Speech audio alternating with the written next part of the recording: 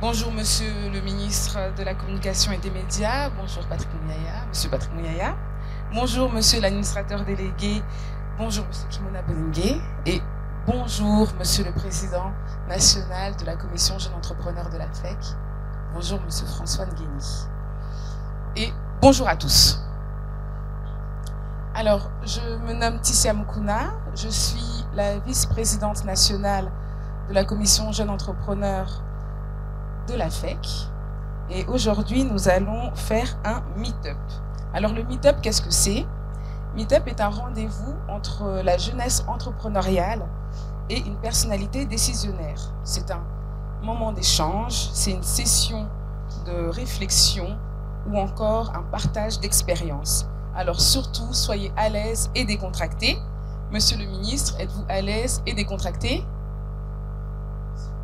Ok, parfait. Alors, nous allons passer 2 heures ensemble avec 3 petites règles. La première, c'est que cet échange va se faire dans le respect. La deuxième, c'est que nous n'allons pas nous éloigner du thème d'aujourd'hui qui est la promotion de la culture entrepreneuriale au Congo. Et enfin, la dernière règle, c'est que chacun va poser une question courte et directe pour permettre à tout le monde de pouvoir prendre la parole. Alors, comment ça va se dérouler? Tout d'abord, nous allons entendre Monsieur l'administrateur délégué sur son mot de bienvenue de la Fédération. Ensuite, Monsieur le Président François présentera en une dizaine de minutes le rôle de la FEC dans la promotion de l'entrepreneuriat. Puis, j'introduirai le thème avant que Monsieur le ministre puisse développer son propos en une quinzaine de minutes. Et enfin, sera notre moment d'échange et de partage avec notre invité et vous, le public. Donc encore une fois, merci à tous. Monsieur l'administrateur délégué, nous vous écoutons. Merci Tissia. Excellence Monsieur le ministre, bienvenue au siège de la Fédération des entreprises du Congo. Et surtout merci de nous honorer de votre présence parce que malgré vos multiples occupations, vous avez tenu à être des nôtres ce matin. Ça n'a pas été facile. Vous venez d'ailleurs de quelque part, vous avez perdu quelqu'un dans votre famille et on a dû vous tirer de là pour que vous veniez chez nous. Merci encore une fois. Mesdames, Messieurs, bienvenue à vous également pour être venus si nombreux à cette organisation pour la promotion de l'entrepreneuriat en RDC. C'est un plaisir pour nous de vous accueillir au siège de la Fédération et pour cette thématique dont la thématique tourne autour du développement de la culture entrepreneuriale dans notre pays et la promotion du Made in RDC. Donc quand je pose la question de savoir pourquoi, vous, Monsieur le ministre de la Communication, et pourquoi pas le ministre de l'Entrepreneuriat. Pourquoi? C'est tout simplement parce que alors que vous étiez député, vous étiez à la base avec d'autres collègues à vous. Moi, je me souviens, j'ai fait une réunion avec vous, si vous vous rappelez, au MEMIC. On parlait justement de l'entrepreneuriat. Et vous avez été donc à la base de l'ordonnance loi 22/030 du 8 septembre 2022 relative à la promotion de l'entrepreneuriat et des startups.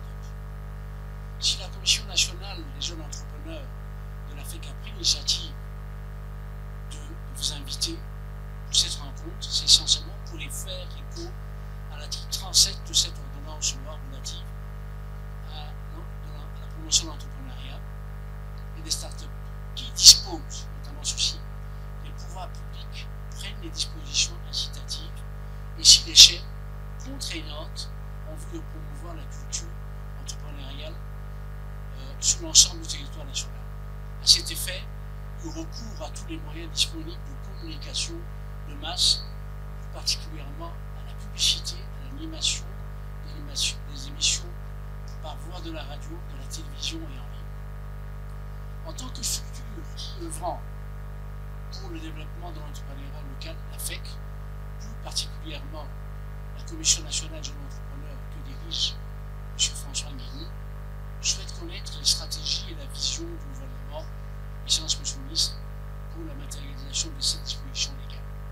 En effet, le ministère de la Communication et Médias a notamment pour mission 1.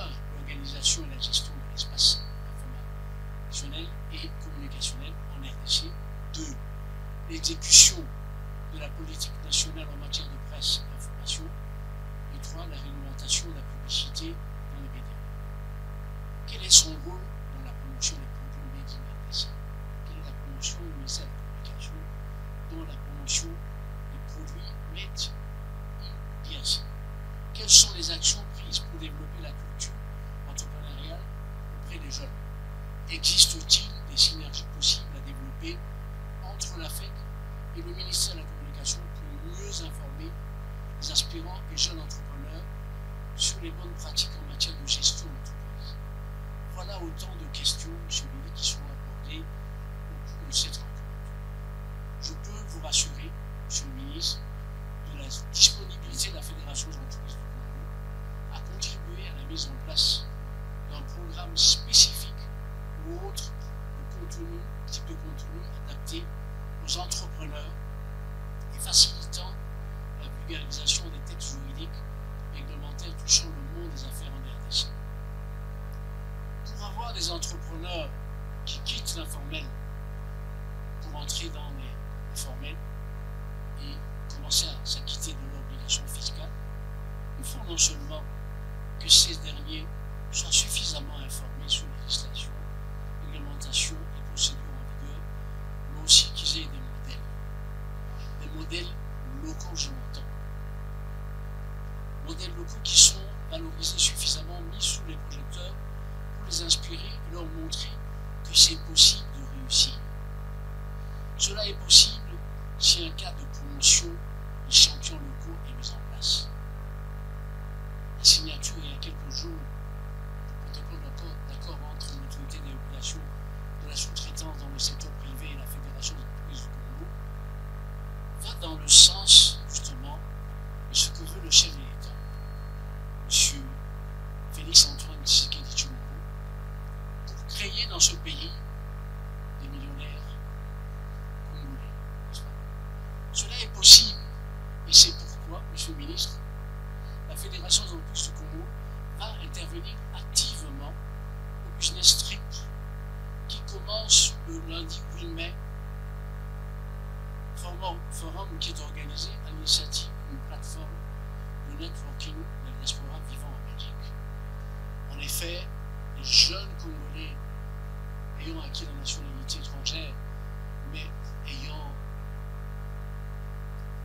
dans leur âme, n'est-ce pas, la culture congolaise, ont pris l'initiative de venir organiser cette manifestation qui va durer du 8 au 14. Je vous demande d'y aller, c'est très important. Beaucoup de sujets, vous le savez. Chers membres, Monsieur le ministre, je ne doute pas un seul instant que vous saisirez cette opportunité pour relever d'autres préoccupations qui intéressent les jeunes entrepreneurs que vous êtes, n'est-ce pas? Parce que pour devenir entrepreneur, il faut commencer à mettre quelque chose en place. Celle qui fait la modération aujourd'hui est un exemple vivant de ce que je dis. Mais pour entreprendre, on n'y va pas comme ça, les yeux fermés. On prend des précautions et l'organisation de cette méthode aujourd'hui et toutes les précautions que nous prenons pour informer, vulgariser l'entrepreneuriat. Merci, Monsieur le ministre. Merci à vous. Merci.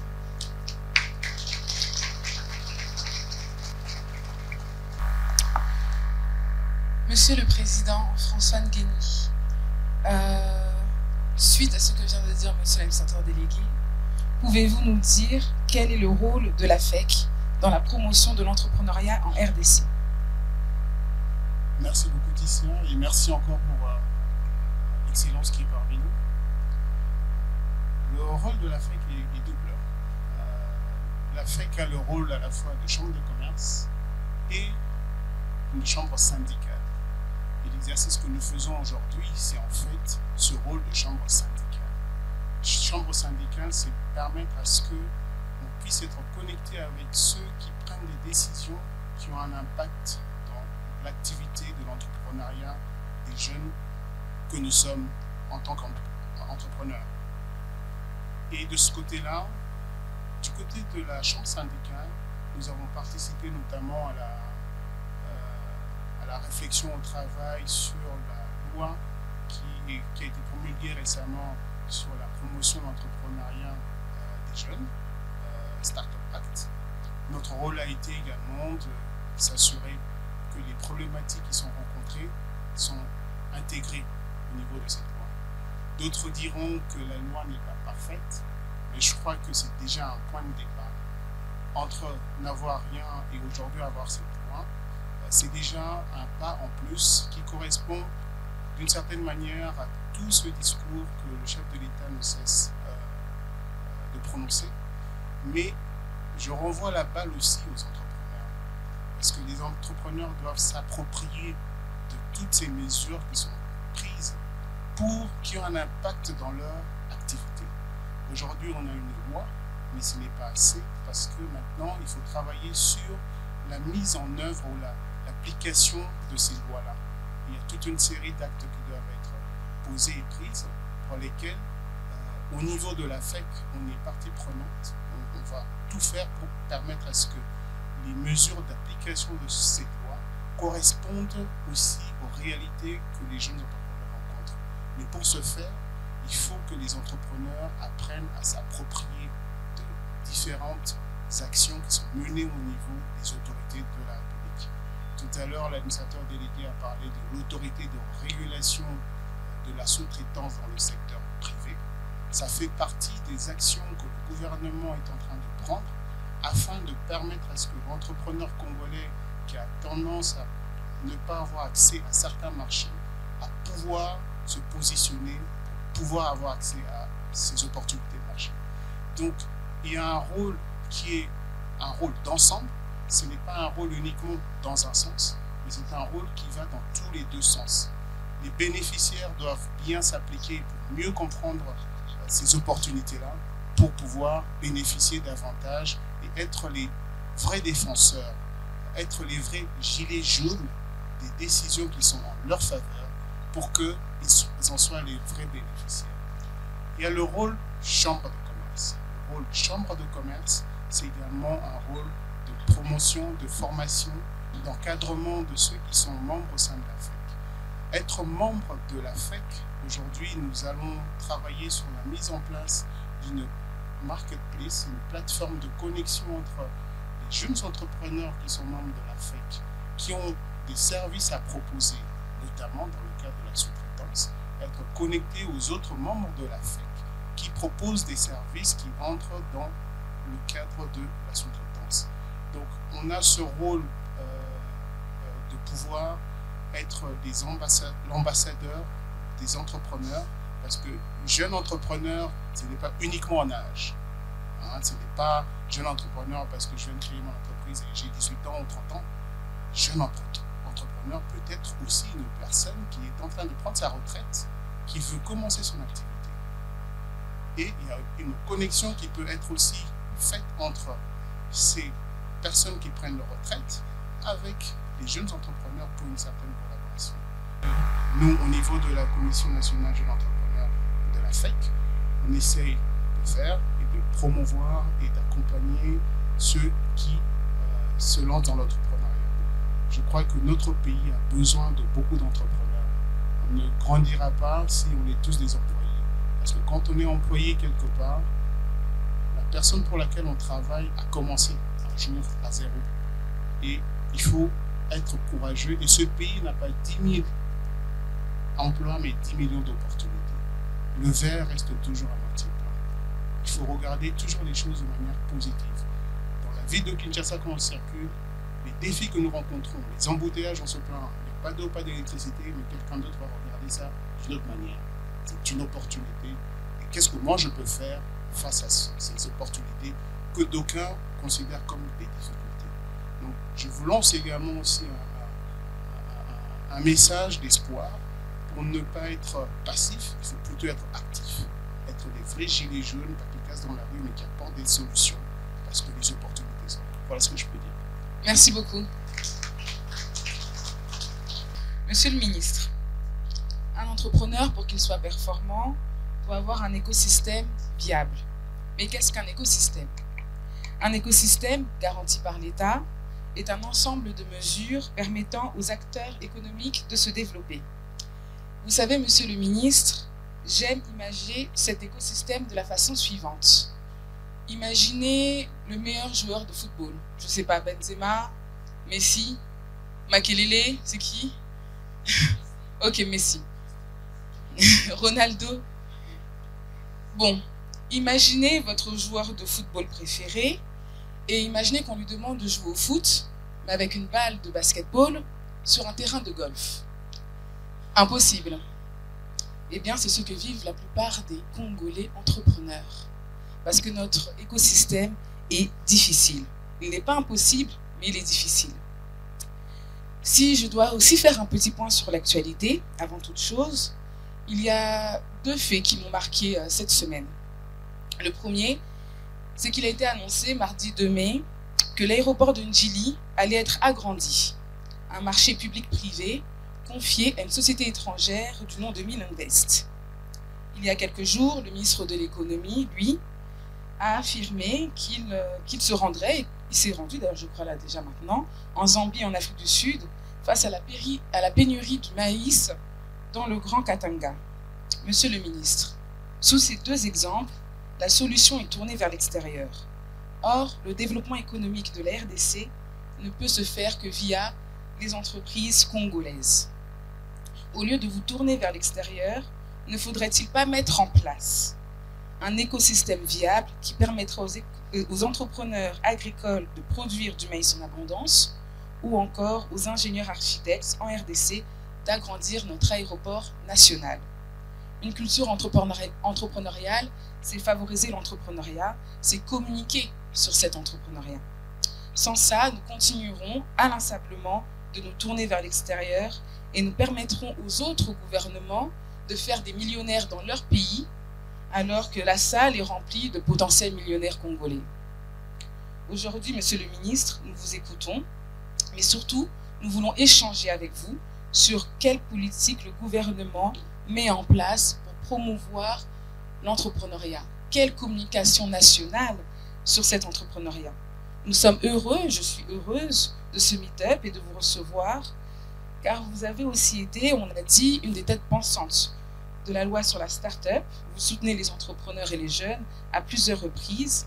Ensemble, nous pouvons aller plus loin pour que plus jamais il y ait un entrepreneur qui ait le sentiment d'être Benzema ou Ronaldo avec une balle de basket sur un terrain de golf.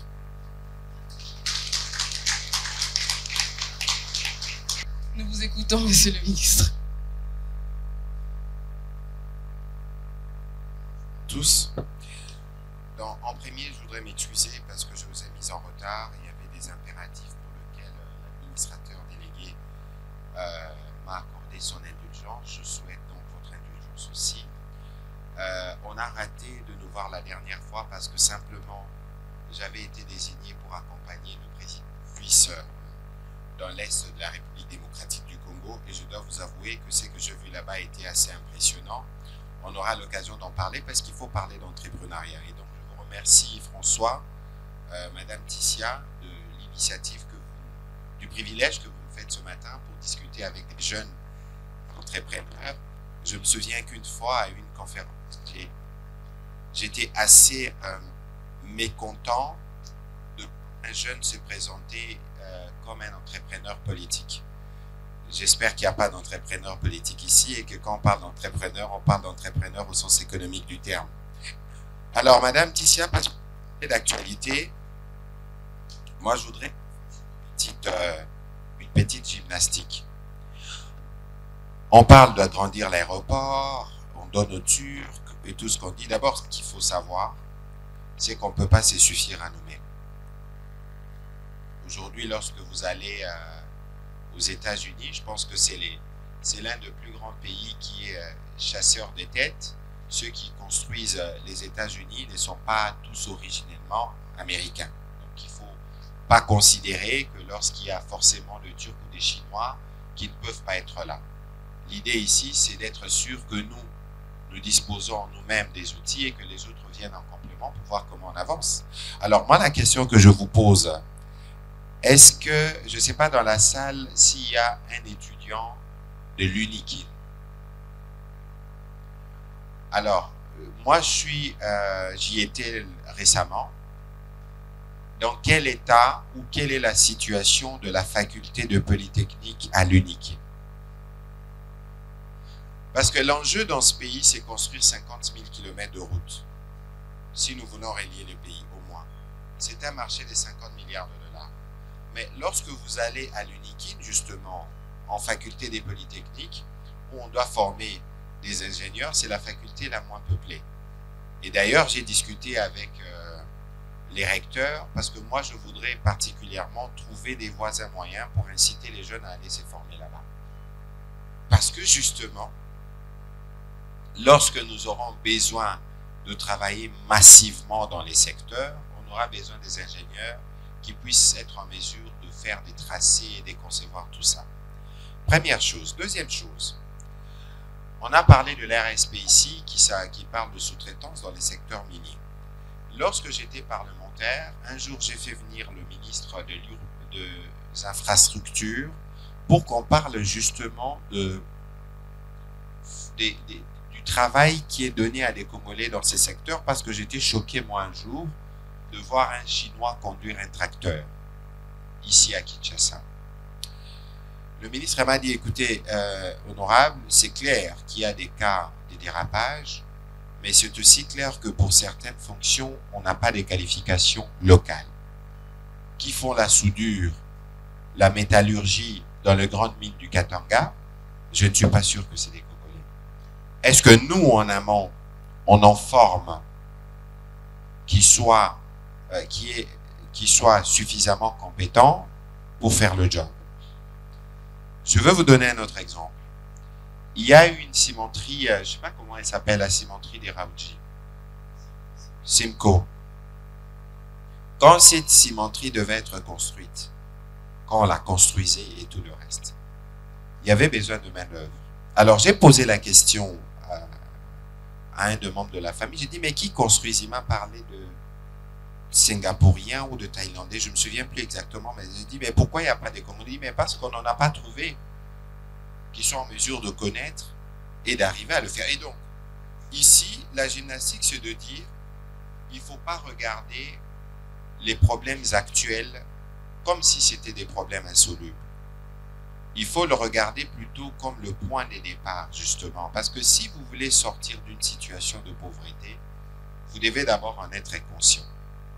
Et aujourd'hui, une chose est claire, c'est que nous, en tout cas au niveau du gouvernement, nous sommes conscients. Et lorsque nous avions fait, parce qu'on dit, généralement, on dit les faits précèdent les lois. Et lorsqu'on a commencé à travailler, notamment avec François Magouche sur la Startup Act, c'est un processus qui avait pris beaucoup de temps, mais parce qu'il y avait déjà des besoins, il y avait déjà une réalité qui était vécue et pour laquelle nous devons amener la législation. Ici, Madame Ticia, et je voudrais que tout le monde, parce que je pense que le moment des échanges, ce sera le moment le plus crucial de cette rencontre, que tout le monde comprenne d'abord qu'il n'y a pas des défis que nous, gouvernements, nous pouvons relever seuls. Le travail du gouvernement, c'est lequel? C'est les fers de route, c'est les fers de loi. Mais lorsque nous faisons de lois, nous les faisons pour qui? Nous les faisons pour vous. Et donc, il faut considérer qu'il n'y a pas de défis en termes d'entrepreneuriat qui ne soient des défis qui ne concernent que le gouvernement d'une part.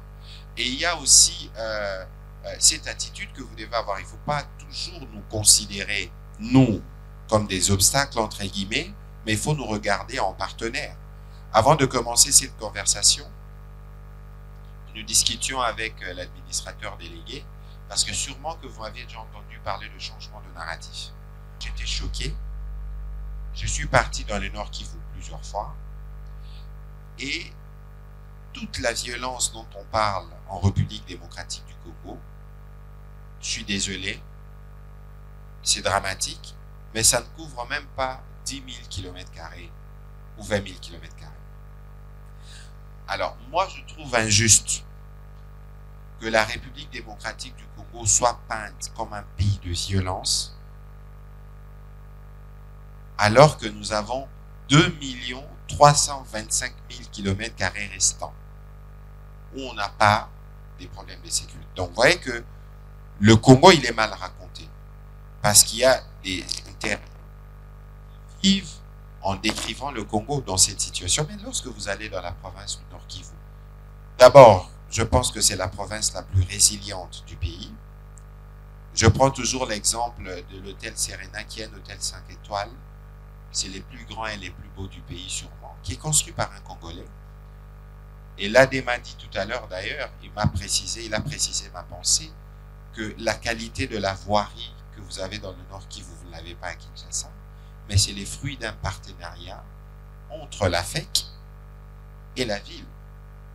C'est pour vous donner des illustrations que tant que nous-mêmes, on n'aura pas pris conscience de nos problèmes, tant que nous-mêmes, on n'aura pas compris qu'il faut une réponse à la fois institutionnelle et une réponse qui vienne, je dirais, de la société civile, qui ait une vraie synergie, nous ne réglerons pas le problème de ce pays. Parce que les politiques n'ont pas vocation à régler tous les problèmes. Non.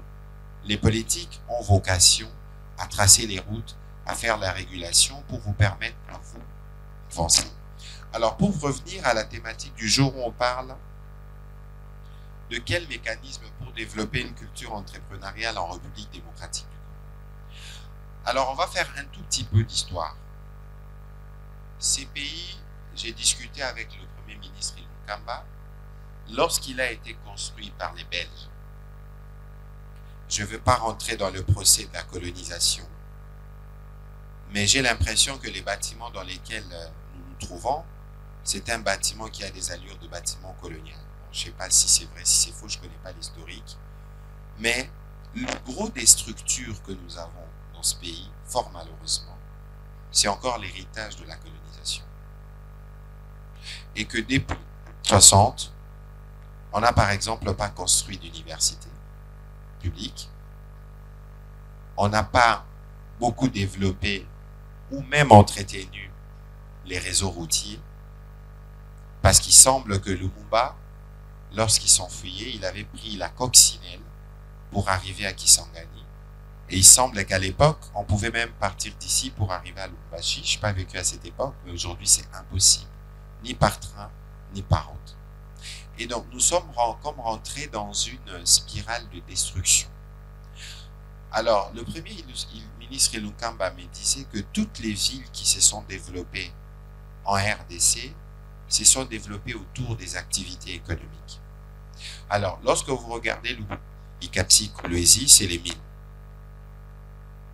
Lorsque vous regardez Mbujimayi, qui est presque mort aujourd'hui, c'était la Miba.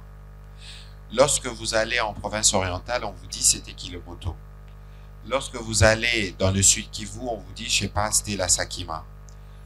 Donc, vous avez vu qu'il y avait comme ça des îlots d'activité, et ce n'est pas simplement le cas de la RDC, parce que lorsque vous allez, par exemple, dans l'État du Delaware, c'est l'entreprise John Deere qui fabrique de tracteurs, qui est l'activité, l'employeur principal, ou dans les Wyoming ou dans les Kentucky, où vous avez des fermiers. Et donc, vous voyez que les villes, pour la plupart, se sont développées autour de cela. Alors, il y a eu la zaïrianisation. Je n'étais pas né pour faire beaucoup de commentaires dessus, mais dans ce que nous avons lu, nous n'avons pas fait des véritables choix. Et lorsque nous allions à la conférence pour l'indépendance, on a beaucoup parlé de politique, mais je n'ai pas de souvenir d'une table ronde économique. Et donc aujourd'hui, Madame Tissia, avant même qu'on parle de culture et tout ça, il faut qu'on se dise, est-ce qu'on a défini la vocation de ce pays? Qu'est-ce qu'on veut en faire? Les colonisateurs ou ceux qui ont créé les 85 savaient ce qu'ils voulaient en faire. Une plateforme de commerce. Les 14 pays qui ont créé le Congo. Endroit où tout le monde pouvait venir faire des affaires. Malheureusement, j'ai l'impression que chaque fois, l'histoire, que chaque fois que nos dirigeants n'ont pas été en accord avec ceux qui ont créé, entre guillemets, les Congos dans sa dimension commerciale, on le perdait. On peut regarder Lumumba, On peut regarder la fin de Mobutu. On peut regarder Kabila père, pour ne prendre que ces exemples-là. Et donc aujourd'hui, au-delà de tout, nous devons nous regarder dans les yeux et nous dire, écoutez, ces pays, qu'on le veuille ou pas, ceux qui l'avaient coupé, ce qui avaient négocié, faire tout ce qu'ils avaient, ils avaient une idée dès le départ. Bon, nous-mêmes qui avions hérité du pays, on a voulu l'indépendance, on l'a obtenue, on n'a jamais parlé d'économie, on n'a jamais véritablement défini la vocation de ce pays, les problèmes qu'il devait résoudre à la fois pour nous-mêmes et pour le monde. Les Occidentaux viendront toujours puiser comme ils puisent. Vous n'allez jamais leur reprocher de venir puiser s'ils considèrent que pour eux, ce pays a été créé pour ça. Et nous-mêmes, dans l'appropriation du pays, qu'est-ce que nous faisons? Donc, il y a un travail politique qui doit être fait de ce point de vue. Mais parce qu'on parle de culture d'entrepreneuriat, une culture, j'allais dire, c'est une habitude. Et moi, j'ai l'impression que chez nous, le premier démon, qu'on doit combattre, c'est les démons de la culture. On a développé, par exemple, une culture, ça va paraître un peu trop dur, mais comme une culture de mendicité.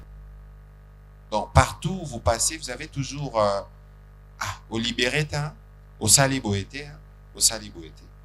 On a développé une culture de la paresse. Je suis désolé, je trouve qu'au Congo, on ne travaille pas beaucoup. Par rapport aux besoins du pays, on devrait travailler beaucoup plus.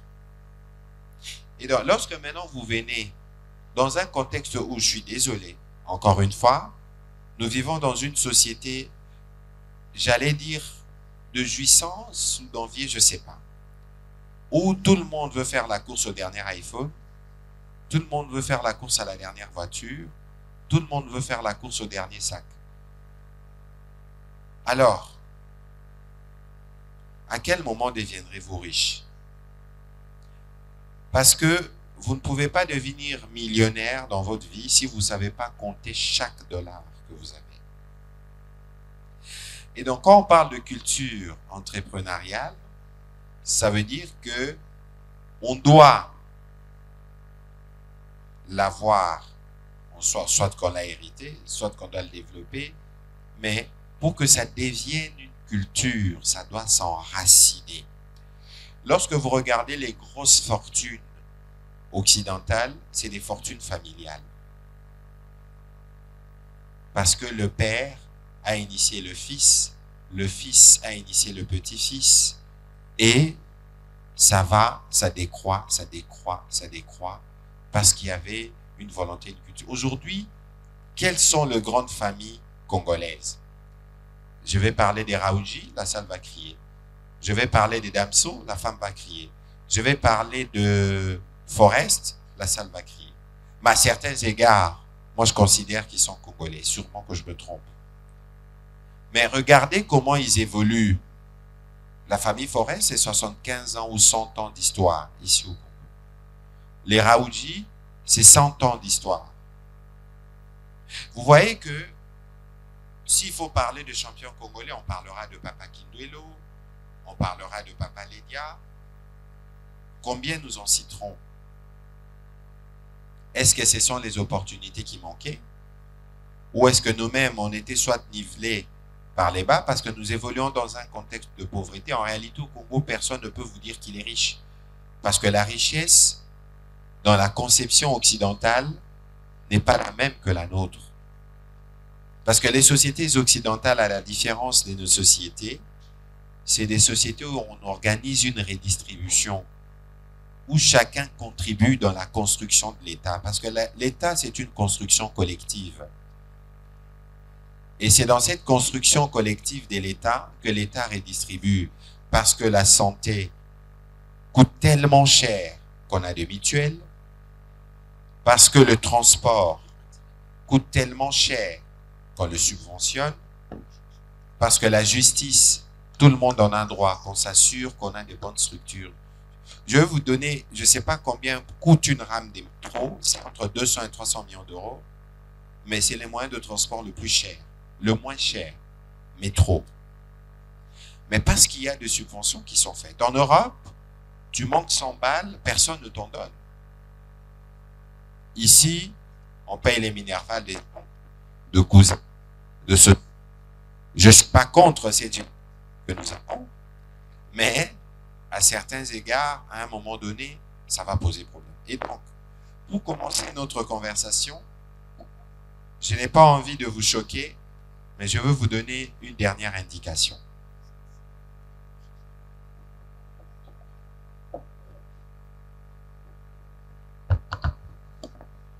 Les Congos, c'est combien d'habitants? On ne sait pas. Hein? On évalue. On dit 100 millions. 100 millions d'habitants, on dit 60% de la population des 0 à 25 ans est âgée entre 0 et 25 ans. Ça fait 60 millions de jeunes. Moi, je ne suis plus dedans parce que je suis déjà sorti de 25 ans depuis bien longtemps. Et donc là, si vous allez au ministère de l'enseignement primaire ici, les statistiques les plus optimistes, on a au maximum 22, grâce à la gratuité, je mets même 25, je suis gentil. 25 millions d'élèves qui vont à l'école. Je n'entrerai pas dans les débats de la qualité, du taux de déperdition scolaire, etc. On dit 25 millions. Nous avons un stock initial de 60 millions. Il reste 35 millions. Alors, nous avons un taux de fécondité les plus élevés d'Afrique, mais un taux de croissance démographique de 3%. Donc, par an, en moyenne, nous faisons 2 millions de nouveau-nés. L'école commence à quel âge? Moi, j'ai commencé à 3 ans, mais je vais arrondir à 5 ans. Si nous enlevons la quantité de ceux qui sont âgés de 0 à 5 ans, ça fait 10 millions. On prend 25 plus 10 millions, ça fait 35 millions. Il nous reste 25 millions. Dans les 25 millions, les statistiques les plus optimistes, nous avons à peu près 670 universités, instituts supérieurs. Le maximum d'étudiants qu'on a dans ce pays, c'est 1 million. Donc, on a 25 plus 10 plus 1, ça fait 36 millions. Le 24 millions d'autres jeunes sont où? Dans la forêt, dans les groupes armés, etc. Parce que dans les systèmes de formation, d'encadrement classique, ils ne sont pas listés. Je vous donne une idée de l'ampleur de nos défis. Et donc, vous avec qui nous discutons en français à Gombe, vous devez vous considérer comme étant des privilégiés. Et comme vous êtes, vous et nous, des privilégiés, c'est nous qui devons agir pour les autres. Parce que de toute façon, la révolution ne se fait pas à 10 millions.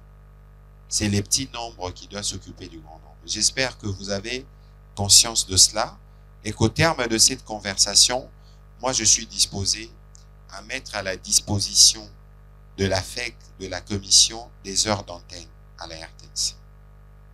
On peut même faire mieux. On peut même trouver des créneaux dans des médias privés. Parce qu'en réalité, ils n'ont rien à diffuser. En dehors de la polémique. Et hier, nous célébrions la journée de la presse avec le président. Et je suis revenu dessus. Vous savez, moi, je ne suis pas fan des émissions en lingala. Non pas que ce ne soit pas nécessaire, mais parce qu'il n'y a plus les verrous de la langue. Parce que faute à français, na lingala les a la raté. Et la plupart de ceux qui passent sur les plateaux de télévision, nos politiciens, entre guillemets, je n'aime pas le vocable parce que je le trouve péjoratif, parlent de quoi? Ils parlent de leur positionnement. Ils parlent des individus. Ils n'abordent jamais des sujets de fond. Je suis désolé parce que certains ne sont pas documentés. Ils ne sentent pas l'intérêt non plus de se documenter parce que vous ne les challengez pas. Quand vous les voyez, bon, qui va remplacer le président? Il y aura les élections à tel moment, mais personne ne vient interroger les modèles de l'enseignement qu'on donne dans nos universités. Je vous ai donné l'exemple de la faculté de Polytechnique. Je peux aller plus loin avec des exemples comme ça. Et donc, si vous voulez véritablement que notre génération, même si je n'ai plus 25 ans, mais je considère que nous appartenons à la même génération, joue son rôle, il faut qu'on casse la culture actuelle qui existe. Je disais à l'époque qu'il faut nous briser pour nous reconstruire. Ça veut dire que si on prend conscience du fossé dans lequel on trouve, c'est pas dramatique parce que les pays s'est construit sur des millénaires. Si vous allez à Londres, on vous dira que le palais de Westminster a commencé à être construit il y a 900 ans. Donc, ne pleurons pas sur notre sort, mais considérons que nous, on est les pionniers qui feront en sorte que ceux qui sont partis pourront revenir, ou ceux qui viendront après nous, trouveront des structures de voies qui nous permettront d'avancer. Et je termine en disant, pour les entrepreneurs aujourd'hui, l'État a mis en place tous les outils. On a une loi sur les startups avec des régimes, des avantages qui y sont consacrés. Je ne l'ai pas lu en entièreté, mais je sais qu'il y a des programmes de défiscalisation de 2-3 ans pour ceux qui veulent investir. On a le Pronadec, on a les PADEM PME, même s'il expire en fin d'année, mais on a le programme Transform qui vient avec 300 millions de dollars et tout le reste. Nous, comme État, nous faisons notre part. C'est pas suffisant, nous ferons davantage, mais nous comptons surtout sur votre part pour voir dans quelle mesure on va construire la synergie qui commencera à régler des problèmes pour les années qui viennent. Je vous remercie et j'attends vos questions.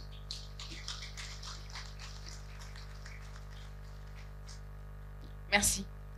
Alors, le public pourra poser ses questions avec les 3 petites règles. Hein. On ne sort pas du thème, le respect des questions courtes et directes. Merci, Monsieur le Ministre, pour votre intervention.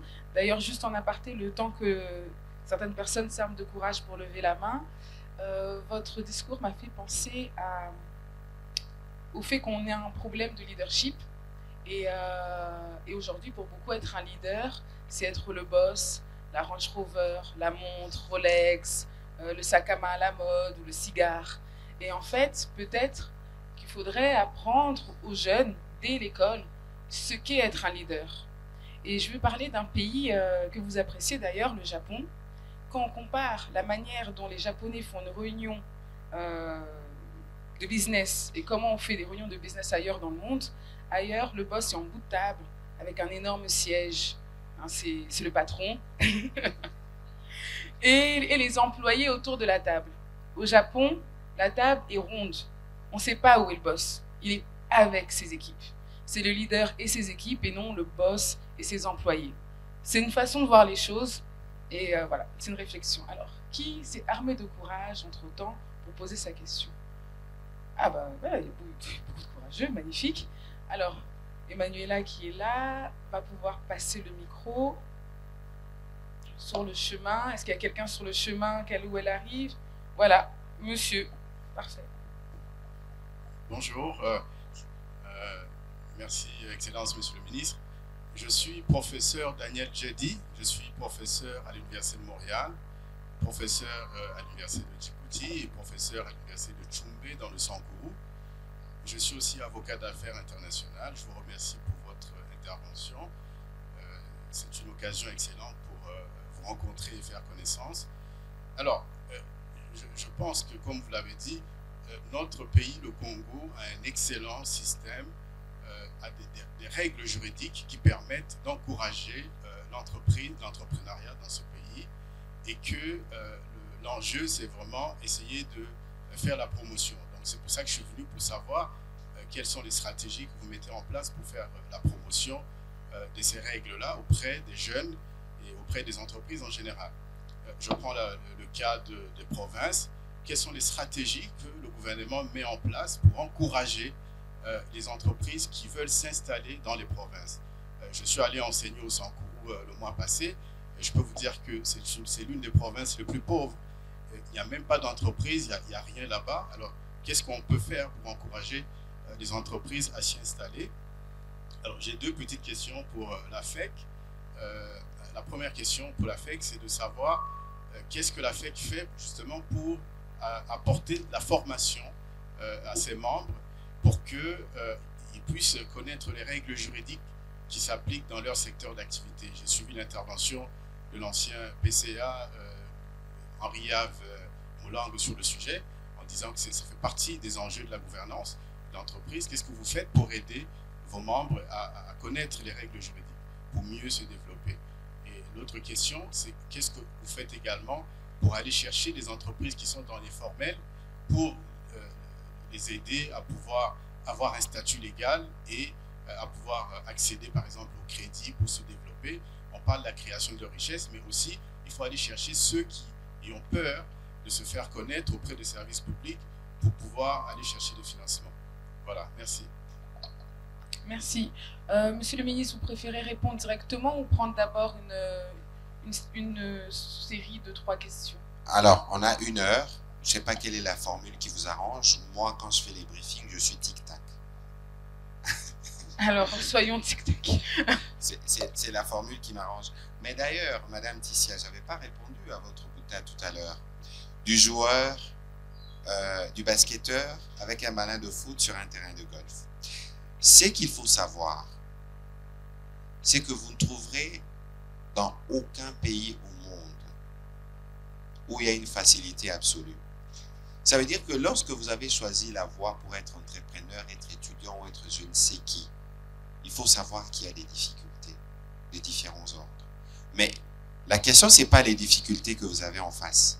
La question, c'est comment vous réagissez pour surmonter ces difficultés-là. Parce que je disais tout à l'heure, hein, le projet, c'est vous qui le portez. Ça brûle en vous, vous devez y aller.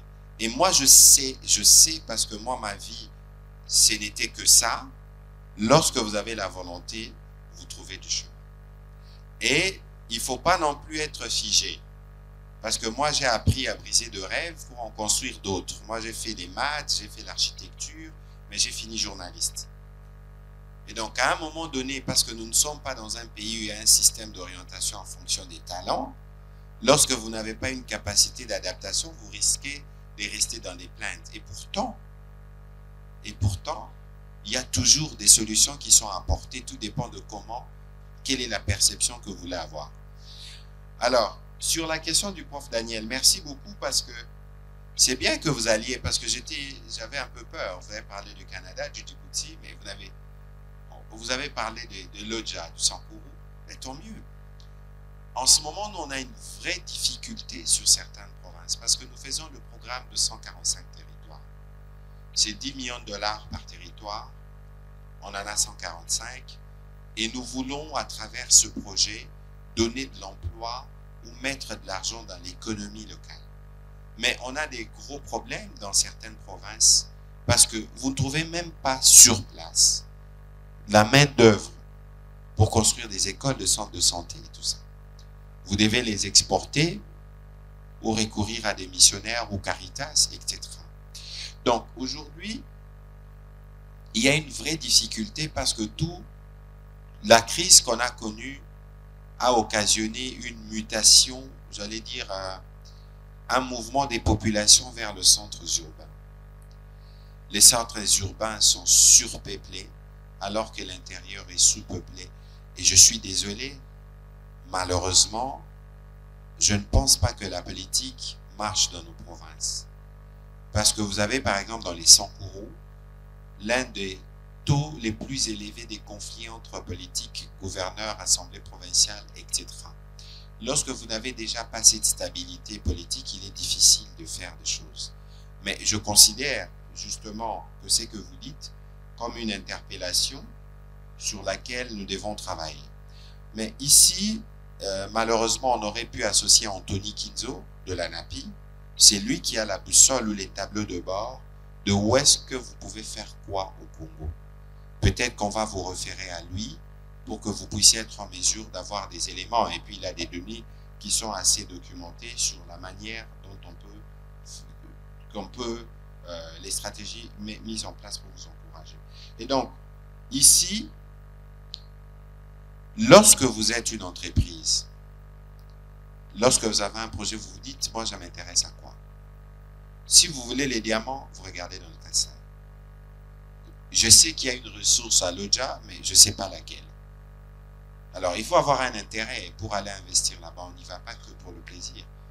Sauf si nous avons des besoins basiques partout.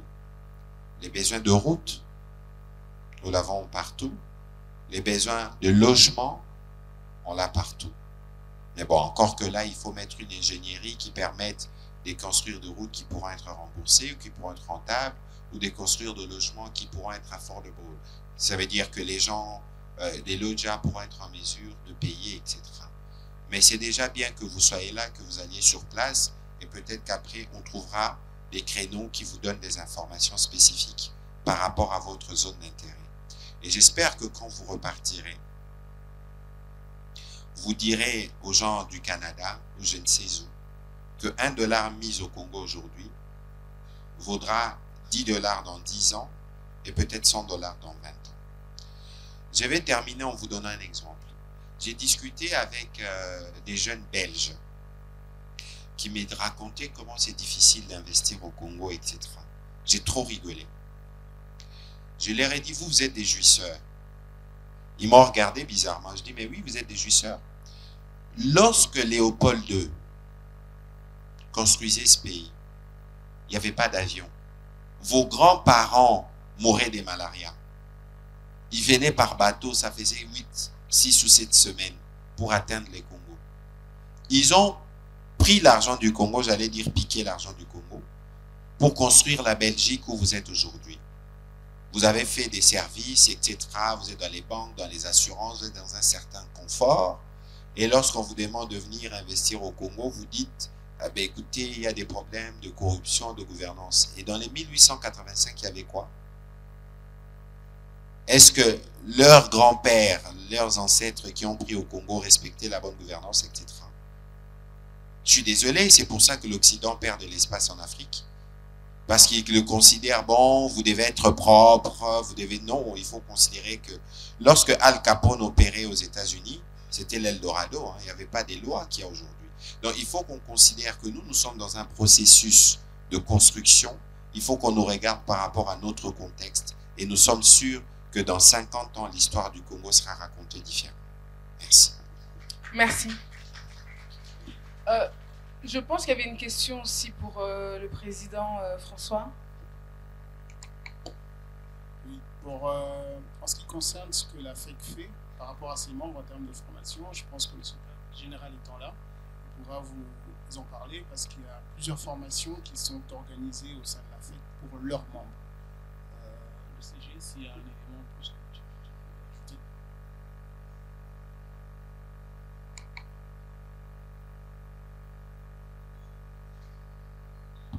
Oui.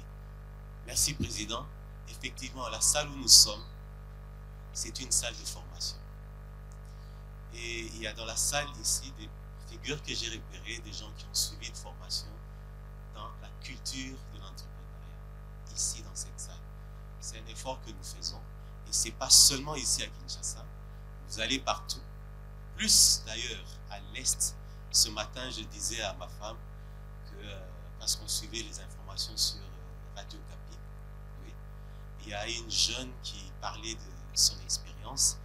Je disais à ma femme que les gens de l'Est se réveillent beaucoup plus tôt. C'est un peu pour paraphraser son Excellence, Monsieur le Ministre, pour dire que nous ne travaillons pas assez. Parce que c'est que cette jeune fille, elle est encore étudiante, fait, c'est formidable. Mais c'est quelque chose que nous faisons pour cultiver l'esprit entrepreneurial dans n'importe qui, parce qu'on ne n'est pas entrepreneur. Il y a des caractères qu'il faut développer et nous avons des modules là-dessus. Nous avons des modules pour la gestion de l'entreprise et tout se fait ici et partout, principalement à l'Est, dans le Congo central, à Lubumbashi, où nous avons des salles disposées pour ça et des formateurs disposés pour ça. Et lorsque nous n'avons pas les capacités en interne, nous faisons appel à des gens qui viennent de l'extérieur, des consultants, pour animer ces formations. L'autre volet de votre question, c'était aller vers l'informel. Dans la salle, il y a des gens que nous avons pris dans l'informel. Madame, vous pouvez vous lever? Sous vos applaudissements, s'il vous plaît. Elle était dans l'informel. Aujourd'hui, elle est membre de la FEC.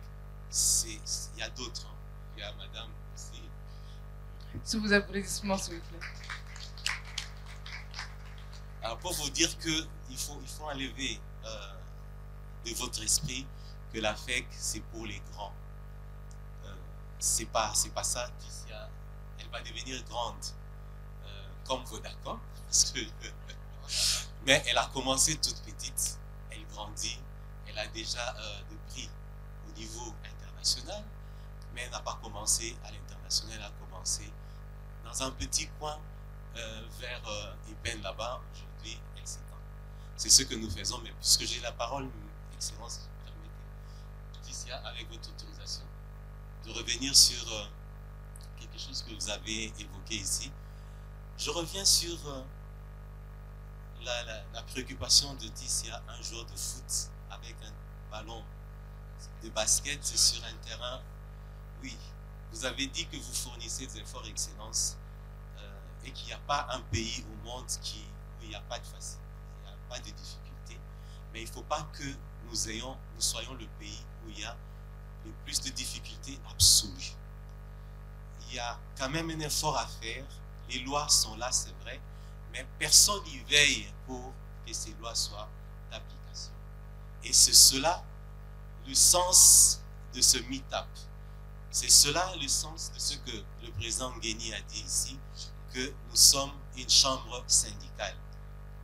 Si nous prenons ce qui s'est fait en Afrique du Sud, ou au Ghana, ou au Nigeria, où on a des millionnaires aujourd'hui, je pense même qu'il y a des milliardaires, il y a eu beaucoup de facilités du côté de l'État que nous n'avons pas. Nous ne demandons pas que ça soit tout de suite, mais je prends le cas qu'on a évoqué ici, Excellence, de l'aéroport. Il y a dans la loi de marché public une disposition qui veut que 30% de ce marché soit réservé aux entreprises du pays. Est-ce qu'il y a quelqu'un qui veille à ça? Je ne suis pas sûr, parce qu'avec cette disposition, seulement cette disposition, la faculté de Polytechnique peut commencer à être peuplée. Si les gens n'y vont pas, c'est parce que d'abord notre système de formation, on l'a évoqué, c'est former des gens pour aller dans l'administration, pour aller chercher du travail. Oui, c'est vrai, mais c'est pas pour les amener à créer leurs propres entreprises. Il faut reformer notre système d'éducation, notre système de formation, mais aussi accorder des facilités pour que ceux qui veulent se lancer puissent le faire de manière un peu plus facile. J'ai été embêté pendant plus de 2 mois par un opérateur économique qui avait des difficultés pour avoir le RCCM. On ne sait pas l'avoir, alors que ailleurs c'est en 1 jour. Ici c'était 3 jours, aujourd'hui c'est 6 mois, c'est 1 année. C'est tout ça qu'on veut, ce que Madame Ticia a évoqué ici, l'écosystème entrepreneurial. Merci. Merci. En Conseil de ministres, on avait décidé que désormais il y aura le cours d'entrepreneuriat à partir du niveau, je pense, secondaire et à l'université. Donc justement pour accompagner. C'est une très bonne nouvelle. Emmanuela, sur le chemin, monsieur, il y a peut-être aussi une dame, monsieur, oui, monsieur là, une dame. Bonjour Monsieur le Ministre, bonjour à tous. Je suis Gloire Babadi, entrepreneur. Alors ma question était sur la culture entrepreneuriale. Comme vous venez d'annoncer maintenant qu'on va instaurer des cours d'entrepreneuriat à l'université et aux écoles. Mais vous avez dit que la culture est une habitude. Et cette habitude s'est créée au fur et à mesure qu'on est en contact avec certaines choses. Aujourd'hui, si la jeunesse, le jeune dans son ensemble, n'est pas trop investi, ne s'investit pas trop dans l'entrepreneuriat, c'est parce que nous n'avons pas été éduqués à la base sur l'entrepreneuriat.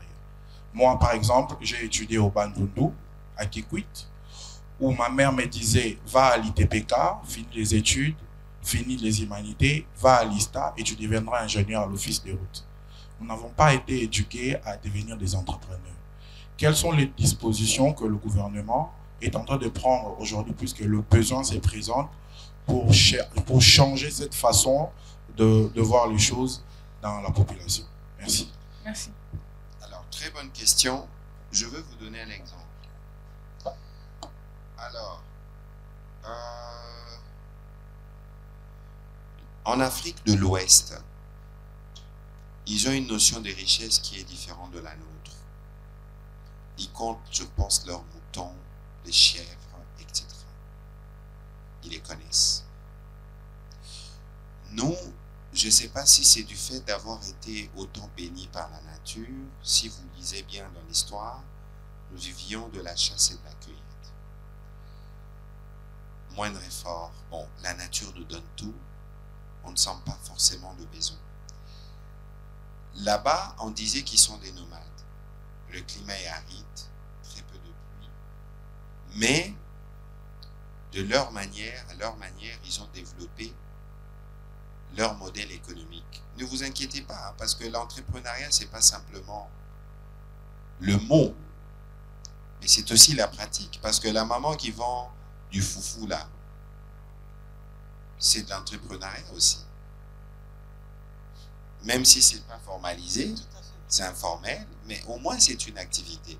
Et donc, la difficulté que nous, on a, je ne sais pas si c'est vraiment une difficulté, vous allez utiliser un mot philosophique, c'est peut-être pas approprié, mais comment on nous forme? Comment on nous forma, nous, déjà, depuis que les colonisateurs sont passés par ici? Ils nous ont mis quoi dans la tête? On forme des demandeurs d'emploi. On veut vivre du salaire, mais on n'a pas cette culture-là du management. Je crois que le maréchal Mobutu avait essayé d'en faire lorsque, bon, je pense qu'il avait accordé des facilités à certains, les Bemba Saolona, les Dokolo, etc. Bon, peut-être que ça n'avait pas véritablement pris. Parce que lorsque le secrétaire général parle de l'Afrique du Sud ou du Nigeria, mais c'est des vrais programmes, les BEE, les Black Empowerment, vous savez, il y avait une stratégie où on pompait, on donnait des opportunités, mais des gens qui délivraient. Je suis désolé parce que l'autre question qu'il y a ici, j'ai discuté à l'époque avec le gouverneur Mouyège, parce qu'on parle beaucoup du Lualaba, on parle de mines, etc. Mais à 2-3 reprises, il a confié des marchés à des compatriotes qui n'ont pas délivré. Bon alors, moi je veux bien, je suis désolé, je veux bien qu'on donne des opportunités aux Congolais, mais à condition que ces opportunités-là, vous soyez en mesure de travailler et de donner du résultat. Parce que c'est au bout du compte ce que nous voulons. Lorsqu'on parle du Nigeria, j'y étais. Vous avez le président Obasanjo principalement.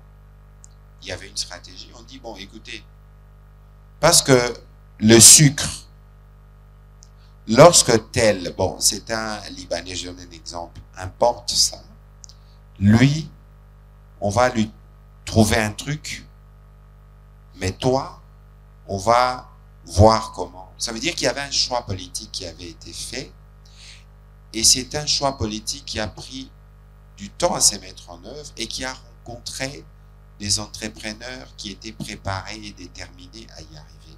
Bon, après, je suis mal placé pour dire si nous sommes prêts ou pas, mais je crois que lorsque le président, parce qu'on nous le pose souvent, il dit on va faire de millionnaires congolais, il faut considérer que c'est l'objectif.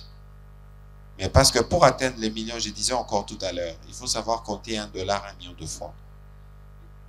Et qu'on ne devient pas millionnaire parce que le président l'a dit. On devient millionnaire parce qu'on travaille, ok, et que l'État s'assure, monsieur Ladé, monsieur le secrétaire général, à mettre suffisamment de facilité pour vous accompagner dans le travail. C'est pour ça qu'il est important d'avoir cette conversation. Et nous, on ne peut pas nous reprocher de quoi que ce soit parce que le président lui-même est venu parler à la FEC. Et vous connaissez les discours du président Yuma, la vérité qu'il met dedans, les présidents y étaient cette année. En février, je me souviens, nous allions juste après à Addis Abeba. Le président était d'abord à la FEC à Kémisha. Ça veut dire que nous sommes disposés, y compris à écouter vos reproches et à travailler. Voilà. Ça veut dire qu'il y a déjà une volonté politique. Mais la vraie difficulté que nous avons, c'est laquelle? Nous, les hommes politiques et le gouvernement, on peut avoir de la volonté. Mais la qualité de l'administration. Parce que c'est le cœur de tout ceci. Dans quel état il se trouve? Bon, on a commencé à mettre à la retraite, on parle de rajeunissement, de jeunes énarques, du programme FRAPP. On espère qu'on aura une administration solide qui pourra être en mesure d'accompagner cela. Parce que nous, on fait des efforts, climat des affaires, on a des contraintes à l'international y compris, mais si ça ne suit pas chez les gars du guichet unique là en bas, lui il attend les madés soit bana. Mais comment vous faites? Merci. On va prendre une question d'une dame au fond. On va revenir devant et on ira après encore au fond. La dame tout au fond. C'est possible, oui. S'il vous plaît, levez-vous quand vous posez votre question. Et un autre point, si vous pouvez mettre vos téléphones sur vibreur. Merci. Merci. Okay. Alors, il nous reste très peu de temps. On peut aller un peu devant, puis après, on partira sur ce côté-là. Il y a un monsieur qui lève la main depuis un moment. Je prends un moment pour aussi rappeler qu'il y a demain un déjeuner juridique sur la loi sur la start-up à 9h30 à la FEC. Donc, n'hésitez pas à vous inscrire et à vous signaler auprès de monsieur Lionel Kabeya. Si, monsieur Lionel, vous pouvez vous lever? Voilà, vous pouvez aller voir monsieur Lionel pour le déjeuner juridique de demain. Merci. Alors, merci pour la parole. Moi, je me présente, je suis Eury Omba. Je suis économiste de formation. Et merci déjà pour cette initiative, c'est Meetup qui nous réunit. Et surtout, merci à vous, monsieur le ministre, pour cette intervention assez pertinente. Moi, j'ai une préoccupation. C'est en ce qui concerne la concurrence, qui s'est fait quand même rude internationalement sur, voilà, sur ce qui touche à l'entrepreneuriat et surtout nous, jeunes entrepreneurs ici au Congo, monsieur le ministre. Vous voyez, nous avons à faire face à une concurrence telle que, sans précédent, si je peux le dire. Aujourd'hui, les Congolais, j'ai vu un Congolais produire de montres.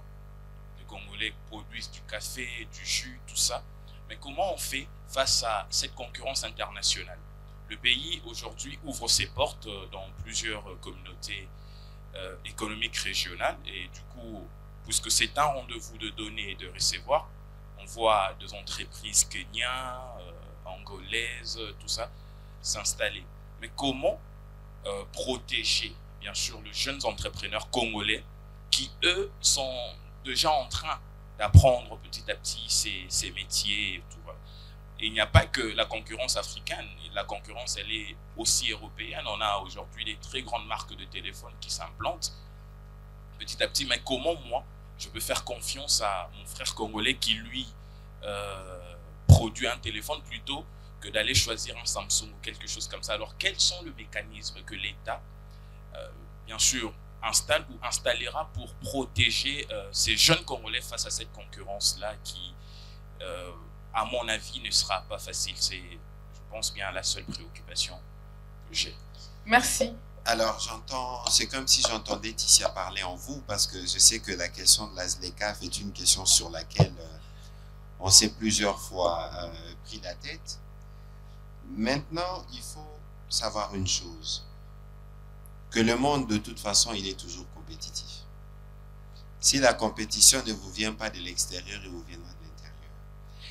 Et malheureusement, nous avons un pays qui est grand, qui a vocation à être grand. Et que de par notre rôle central, qu'on le veuille ou pas, nous devons travailler avec les autres communautés. Alors, cette question revient souvent pour dire, écoutez, nous, comment on va survivre dans cette affaire et tout ça. Mais comment vous survivez déjà? parce que beaucoup de produits de ces pays limitrophes se terminent en République démocratique du Congo. Au lieu de regarder la difficulté, il faut la regarder comme opportunité, parce que nos montres là, notre café, la quinoise là, peut aussi être vendu au Kenya. Si nous améliorons la qualité, nous assurons de la qualité plutôt, nous assurons de la productivité, de la distribution, ça peut aller là-bas. C'est pour ça qu'il est important, et je sais qu'il y a un niveau de gestion de la question au niveau du ministère du Commerce extérieur, parce que ces produits d'abord qui sont concernés, il faut arriver à les lister, identifier les Congolais qui sont dans le secteur et voir dans quelle mesure on prend des mesures d'accompagnement. Je crois savoir qu'il est prévu de mesures dans les cadres notamment des LASLECAF ou du marché des libre-échanges, etc., pour protéger les Congolais et s'assurer que les Congolais soient compétitifs. Mais il faut considérer que la concurrence, c'est ce qui suscite l'émulation aussi. Donc, et on a un marché de 100 millions, il ne faut pas oublier que je pense, j'ai peut-être pas bien calculé, mais je pense que les marchés congolais est plus grand que les marchés des 5 autres pays de l'EAC ou de l'EAC réunis. Donc ça veut dire que même s'ils peuvent mettre leurs produits ici, nous trouverons toujours de l'espace pour vendre les nôtres. Mais on peut, si on est très fort dans la production, inonder et les supplanter dans leur marché à eux-mêmes. Tout dépend de comment on se prépare. Voilà. Merci. Alors, monsieur a déjà le micro. Allez-y. Merci, monsieur le ministre. Merci, madame Tissia. Merci à la FEC pour l'organisation de ce rencontre. Moi, on est beaucoup revenu sur le RCCM. Je ne veux pas y revenir. Mais moi, je vais plutôt aborder la question sous un autre volet.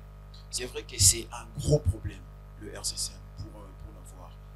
Parce que si vous voyez, la raison pour laquelle le guichet unique a été créé, c'était justement pour faciliter. Alors qu'aujourd'hui, le guichet unique ne fait que le contraire. Donc, ne facilite pas la situation. Donc, on est beaucoup revenu sur ça.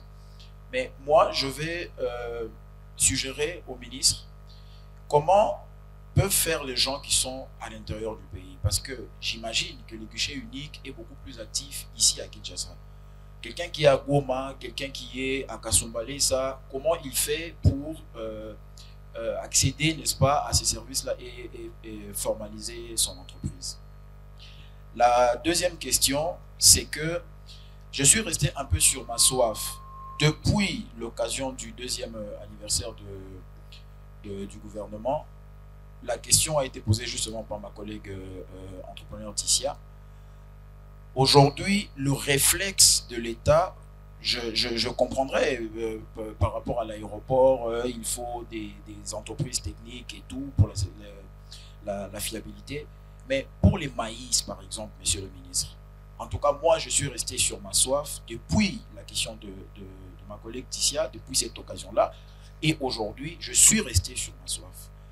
La dame de l'autre côté, mon autre collègue, le docteur, a dit qu'elle est dans l'agriculture. Si vous faites un peu un examen et l'analyse, vous allez voir que je ne pense pas que la quantité qui est cherchée ailleurs, à l'extérieur, ne peut pas être produite ici, au Congo. Pourquoi le premier réflexe de l'État, c'est d'aller ailleurs, ne serait-ce que pour le maïs. C'est d'aller ailleurs au lieu de se tourner vers les producteurs locaux. Ma dernière question, c'est à la FEC. La dernière fois que nous étions ici avec le coordonnateur du PADEM-PME, j'avais posé ce problème-là. Vous voyez la dame qui s'est reconvertie d'une hôtesse de l'air en entrepreneur. Vous sentez qu'elle a la chose, mais elle a des difficultés de s'exprimer, mais elle a aussi une difficulté de comprendre en fait dans quel environnement elle doit évoluer. J'avais suggéré l'autre fois, je m'adresse aux membres de la FEC, que ces genres de rencontres doivent être organisés, pas qu'en français, pas que pour nous qui avons cette petite chance de pouvoir manipuler la langue française, mais aussi dans les langues que peuvent comprendre les dames et les messieurs qui ont la chose, qui comprennent qu'est-ce que l'entrepreneuriat, qui ont cette expérience, mais qui n'ont pas les moyens de comprendre un peu l'environnement de la Gombe, de la ville dans lequel nous évoluons aujourd'hui. un peu ça. Il y a beaucoup de préoccupations, mais je donne la parole. Merci. Alors, ceux qui sont à l'intérieur, guichet unique, je crois que le Congo ne se développera pas par Kinshasa. Ces modèles centrés sur la capitale, le pas le bon, sur des guichets uniques, j'avoue que je n'ai pas toutes les informations ni comment cela se décline. Donc, je prendrai le soin de m'informer. Peut-être qu'en ce moment-là, je pourrai avoir une réponse plus précise. Surtout qu'on a prévu, j'ai dit tout à l'heure que je reposerai la question à la ministre de la Justice pour arriver à identifier tout ce que nous avons comme difficulté. Alors, la question du maïs, c'est vraiment honteux. C'est honteux pour un pays comme le nôtre de se tourner vers le voisin pour nous approvisionner. Alors, la pénurie a commencé, il semble qu'en Afrique de l'Est, donc à partir du Rwanda ou du Kenya, ils ont connu une pénurie en maïs et tous sont venus s'approvisionner en Zambie et en Afrique du Sud. Et que du coup, le bunga au Katanga, ça devient rare et le prix prend l'ascenseur. Ce n'est pas la première fois. C'est honteux parce que depuis toutes ces années, pour une ressource principale que nous consommons matin, midi et soir, on aurait pu trouver des solutions. Nous, notre gouvernement, malheureusement, je l'ai dit souvent, nous gérons des problèmes qui ont été accumulés pendant des années et pour lesquels on n'avait pas trouvé des solutions. Sur cette question du maïs, évidemment, on va se blâmer, nous, gouvernement, mais on peut se regarder aussi avec nos hommes d'affaires, pourquoi ils n'ont pas investi dans ces secteurs, parce que c'est un secteur qui est très porteur. Alors, au gouvernement, on en a discuté. Il y a évidemment de contacts. Je pense que mon collègue Kamer est parti avec quelques-uns de mes collègues en Zambie et en Afrique du Sud pour discuter, pour s'assurer de l'approvisionnement, pour régler les problèmes en urgence.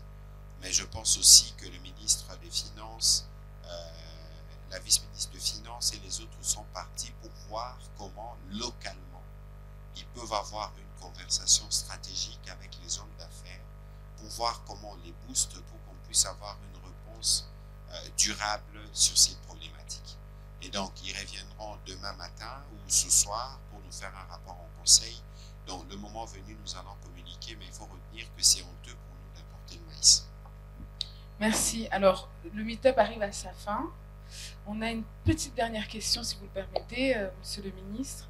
On a notre vice-présidente de la commission communication de la FEC qui va nous poser une question. Elle est aussi directrice de Trace TV. Bonjour à toutes et à tous. Donc, je me présente Gloria Fataki. Merci Tissia pour la parole et pour la présentation. Donc, directrice générale de Trace, une société qui s'est implantée environ il y a 2 ans au Congo. Que j'ai d'ailleurs créé via le guichet unique. Donc, je suis vraiment passée par toutes les étapes. Je viens aussi également de la diaspora, si on peut dire ça comme ça, mais née à Kinshasa, je tiens à le préciser. Et oui, à l'hôpital Saint-Joseph de l'IBT. Je vais regarder le passeport alors. Hein. Oui, hôpital Saint-Joseph de l'IBT, vous pouvez vérifier. Anyways, et donc, moi je veux rebondir sur la question des ressources humaines, sur la question de la motivation des jeunes, et que l'on emploie. Vous avez parlé, bon, je ne vais peut-être pas employer ces termes-là, comment dire, certains peuvent être moins motivés que d'autres. Et donc, j'aimerais comprendre, parce qu'il y a l'entrepreneuriat et il y a la possibilité d'être embauché dans une société. Tout le monde ne peut pas être entrepreneur, ça c'est une réalité. Ça dépend de la nature de chacun et des besoins de chacun et aussi de la capacité de chacun. Celles et ceux qui trouvent un emploi. Comment concilier en fait les exigences d'un employeur qui parfois, qui plus est, parce que je ne veux pas minimiser les employeurs qui sont congolais, ils ont aussi des exigences, mais on ne va pas se mentir, la diaspora, on a évolué en France ou à Londres ou ailleurs, on a une certaine façon de voir les choses, une certaine parfois rigueur, ou autre, qui peut ne pas être similaire ou à celle des Congolais qui ont grandi au Congo, parce que c'est une question de culture, hein, je ne critique pas, attention. Je dis simplement que revenir au Congo, c'est bien, travailler au Congo, c'est bien, mais maintenant, comment concilier les deux cultures et les exigences que peuvent avoir certains employeurs envers des jeunes qui vont s'absenter, parce que ça c'est très fréquent. On doit faire la question courte. Voilà, exactement. Et donc voilà, c'est pour rebondir vraiment, Monsieur le Ministre, sur votre point de la motivation des jeunes dans le cadre soit de l'entrepreneuriat ou de l'emploi, comment concilier ça, comment gérer ce fléau qui n'est pas négligeable. Alors, Madame Gloria, merci pour votre question, mais bon, peut-être qu'il faut aller au cas par cas. Parce que si vous travaillez chez Vodacom, Vodacom a ses standards, a ses exigences. Si vous travaillez chez Madame Ticia la quinoise, elle a ses exigences. Mais c'est peut-être pour ça qu'il y a des standards. Hein, quand on parle par exemple de SMIC, on s'assure que le revenu, que vous soyez dans l'État ou dans le privé, que ce soit plus ou moins le même partout. Mais ensuite, il y a des conditions de travail, je pense, qui sont définies. Les heures commencent à telle ou telle heure. Mais bon, après, ça va vraiment aller au cas par cas parce que malheureusement, Madame Gloria, il y a quand même la question de l'éducation qui peut revenir aussi parce que l'attitude que vous affichez devant votre supérieur ou comment vous parlez à vos collègues, comment vous vous comportez, mais le tout dans tout ça revient un peu à nous-mêmes dans ce que nous voulons. Si moi par exemple, je peux pas être un homme d'affaires, je suis pas fait pour ça. Dans la vie, il faut connaître votre vocation. J'ai essayé une fois, je me suis cassé la gueule. Simplement, et cette histoire, je la raconte parce que j'ai failli avoir le premier procès de ma vie parce que j'ai cru en un jeune Congolais. Et donc moi qui m'ai passionné d'architecture à l'époque, j'ai rencontré un jeune qui travaillait dans la décoration intérieure. J'ai dit, bon, ok, on va monter une entreprise de décoration intérieure, de fabrique de meubles, etc. Je vends d'ailleurs une voiture que j'avais reçue au Parlement. Je donne un budget de 100 000 $. On prend des bureaux à Shoprite, très bien. Il s'appelle Patrick comme moi, je lui fais confiance, je le laisse. Je lui dis, il va faire la boîte, il va la faire tourner, il y aura des marchés, on va payer les loyers, etc. Donc, j'avais l'impression, parce qu'avec le travail, malheureusement, je voyageais beaucoup. Lui, il travaillait, il y avait des clients, les gens m'appelaient, je les orientais. Et puis un jour, Shoprite m'appelle pour me dire que vous nous devez 40 000 $ de loyer, je touche la tête. Je l'appelle, il y avait ça, donc j'ai dû négocier avec Shoprite, trouver d'autres mécanismes pour payer. Et moi qui déteste j'allais dire le droit, pas le droit, mais je me suis plus ou moins juré de ne jamais vouloir avoir un procès un jour dans ma vie. J'ai failli en avoir, d'abord avec Shoprite, ensuite avec lui, et bon, finalement, j'ai trouvé des compromis avec Shoprite, j'ai réglé les problèmes, avec lui, je l'ai laissé prospérer, bon, il n'a pas prospéré malheureusement, mais c'est pour vous donner une illustration de comment les gens peuvent être. Vous avez le métier, moi j'ai les moyens. On a commencé ensemble et plus à un moment, vous voulez faire le malin. Et ça arrive souvent ici. Ça arrive souvent, des petites escroqueries, des petites choses. Je suis désolé, hein, mais cet état d'esprit est un état d'esprit qui ne peut pas nous permettre d'avancer. Parce que si vous voulez avancer, il faut savoir avancer en groupe. Là où vous devez payer 100, si vous êtes 5, vous paierez 20. Vous partagez les risques. Et donc, malheureusement, cette culture entrepreneuriale dont on parlait, cet esprit d'équipe qu'on doit cultiver, je pense que c'est pour ça qu'il est important qu'on ait ces programmes à l'école. À l'école, parfois, on nous donnait des exercices qui paraissaient bêtes, hein, de travailler en groupe, de travailler ceci. Moi, je n'ai pas étudié à l'étranger, je suis un peu produit local 10 000%. Mais ces exercices-là, après, ça vous met en condition plus tard et vous commencez à travailler en communauté. Et donc, mais toutes ces choses-là, et c'est le sens de la discussion que nous avons, et je pense que c'est le sens du contenu qu'on va donner, j'espère, aux productions que nous allons faire ensemble avec vous. Au moins, on aura un cadre qui va nous permettre de partager l'expérience. Je vais terminer en disant, moi, j'étais producteur d'une émission qui me coûtait quand même 5 à 6 000 $, la production, le numéro, qui s'appelait Jeune pour Jeune, qui passait sur B1. l'idée derrière l'émission, c'était d'avoir un créneau, d'abord où on ne parle pas de politique, en tout cas pas de politique politicienne, on peut parler de la politique, l'emploi, etc. Mais où on met des jeunes Congolais qui peuvent être considérés comme des modèles dans un domaine précis et des jeunes qui sont des aspirants.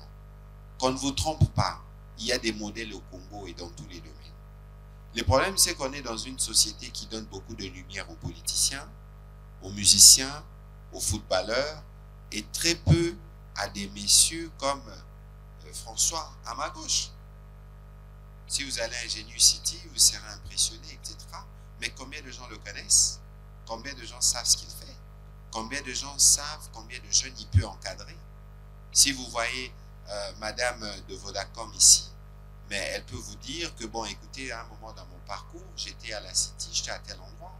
Donc, ils ont eu accès à un certain nombre de formations, d'expériences qu'elles peuvent mettre au profit des autres. Donc, le cadre que nous avons, souvenez-vous, au début, j'ai dit qu'on était tous des privilégiés. Je vous ai donné des indications parce que nous avons des besoins en millions exponentiels et qui croissent tout le temps.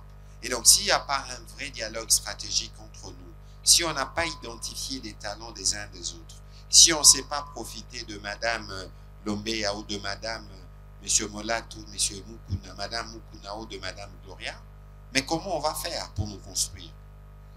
Et donc, la balle est dans votre camp, j'espère. Nous, on fera toujours ce qu'on peut faire comme pouvoir public, mais je pense que le gros vous reviendra.